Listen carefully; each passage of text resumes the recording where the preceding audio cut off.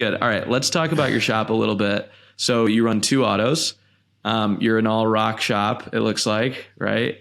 No, I actually have a workhorse as well. You do have a workhorse. So one yeah. workhorse, one rock, or yeah. it'll eventually be two rocks. No, Exactly. Okay, gotcha. Usually goes that way.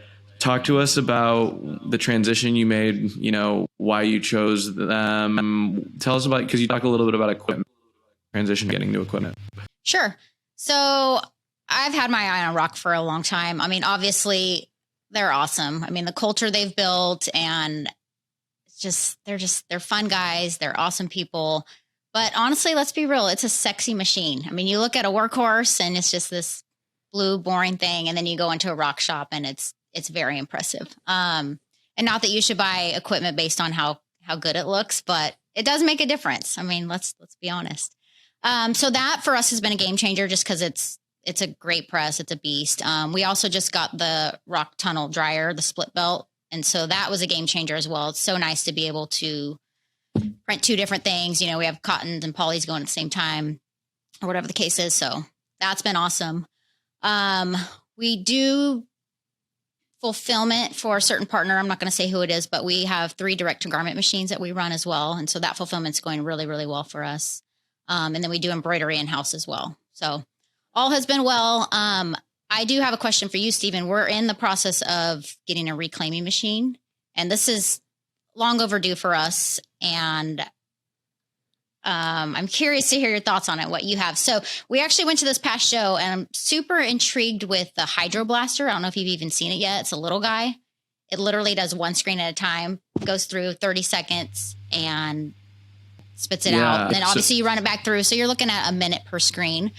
So it's between that, the Lotus Holland, of course, and then kind of intrigued with this new blue water thing. I don't know enough about it, so I'd love to hear your take on that. So reclaim is not a problem in our shop because we have an employee that is semi-retired and loves it. I don't know why. And so he comes in at 5 a.m., reclaims until 10 or 11, goes home, and it's his dream retirement job. So we've always said when he retires, we'll have to get auto reclaim. So, but with that being said, I think it comes down to one is volume, right? Do you have enough volume to support it? Because I don't think it's cheaper by any means. You still have chemistry. There's a lot of chemicals involved. You really I've heard the machines are a little finicky. And I don't think it's necessarily going to be less expensive. It's just going to be less of something you have to worry about because anyone can run it and you're not going to be burning through employees. With that being said, it's really cool to see what Alex is doing with Blue Water. I don't know a ton about it. I'm probably pretty inexperienced in it, if anything. I think he's got some cool things that he's working on. Bruce, you talked to Alex a little bit, right? Yeah, he's just getting started. He's sold quite a few though. But we're going to have him on the show. It's new. Obviously, I do see a lot of the Lotus Hollands, and I think M&R has one too, that we'll see a bunch of in shops. But all right, so we just had some technical issues, and that's okay. Steven's computer just went black, which is funny because my computer did the exact same thing about 3 episodes ago, and so he had to run the whole thing too. But you're talking about auto reclaim. Yeah, I mean, I think it's very similar to direct to screen in a way, right? Where it's a very time-based cost decision.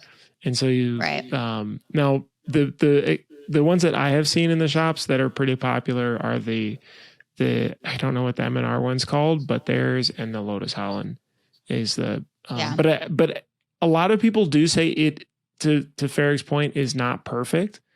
And for sure, yeah, people are still spraying it down or scrubbing a bit, and so it's not magic. Yeah, I think just taking away that dirty job that nobody wants to do, and making it a little more efficient, a little less dirty would be good. And we're in California, so labor's not cheap. So true for us, it makes sense. It really does pencil. But Farrick's lucky; he has a retired guy doing it. I mean, he's blessed. He should. Yeah, he does. He's going to be a world of hurt when that guy doesn't want to do it anymore.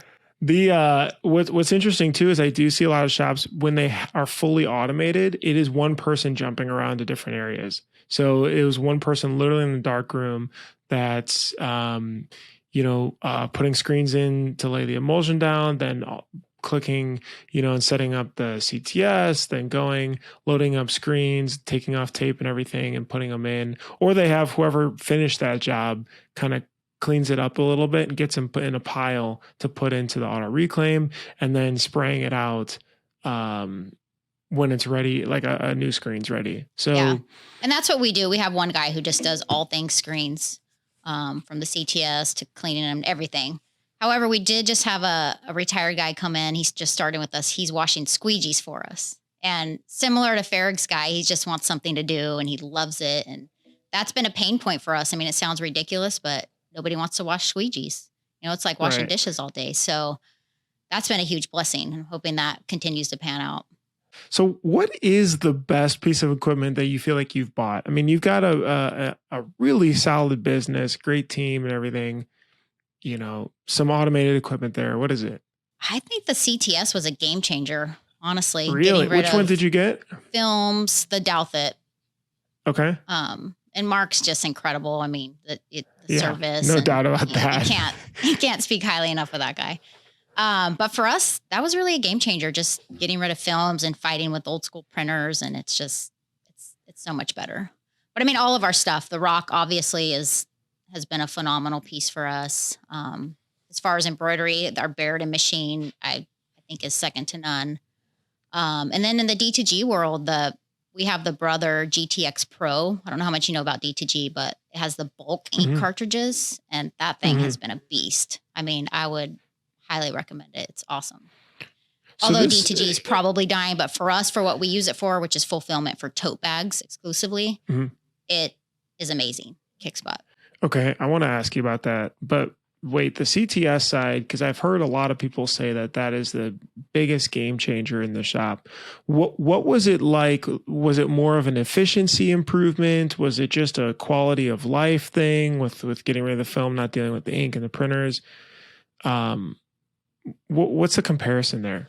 I think all of the above. I mean, the quality of life, because you're no longer hassling with those old school printers, which always seem to have problems. You're always replacing the black cartridges and the printers down or whatever the case. So not fighting with that. The cost of films have gotten expensive. And so not having to buy those films and print those films anymore alone is a cost savings. And then just the efficiency, you can do screens so quickly. So for us, it was kind of a no brainer. I honestly think we should have done it a couple years prior to when we did it. So I recommend that for probably anybody running an auto. It's such a game changer. That's pretty cool. And then, so you got that, and then walk me through this, actually wait, for your art department too, is that internal or is it outsourced?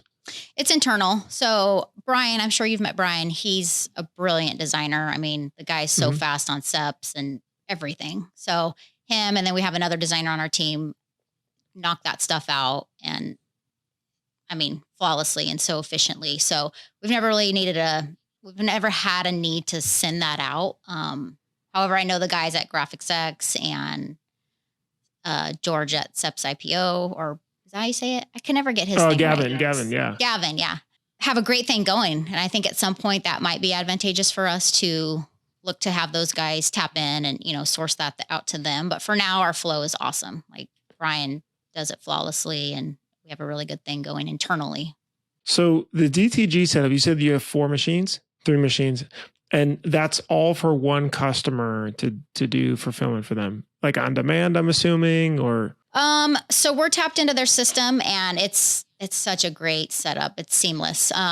So we log in and we'll send out about 500 to 600 orders for them on average a day.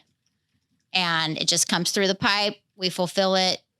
The shipping label's created through them, and we get it out the door. So it's kind of a one-man show on our end, and we're just pumping them out. It's very, very easy. So is that through something like a ship station where the orders come into, or how does that work with the flow? Or is it total custom with this partner? It's total custom with this partner. Yeah. And I don't think I'm allowed to say who it is, but you know who it is, and their system's very sophisticated, and basically they have their own internal shipping, like a ship station, but it's through themselves. So it's a good thing. And it just kind of just keeps our direct to garment printers going all day long. So again, we're pumping out about 600 orders a day. And we don't take any of our own direct to garment orders. So if somebody walks in the door and wants, a full color shirt or a handful of them, we say no. So those are kind of our boundaries again of not taking those small orders and just letting that department focus on the fulfillment. Is there any thoughts of using heat transfers for those smaller orders, or is just that the time to get them approved and all this other nonsense is just we do a fair amount of heat transfers. So we will take those when it's necessary. And if it's a lot, say they want 100 shirts and it's a 8 color unrealistic back, we'll get that from Super Color and slap it on there.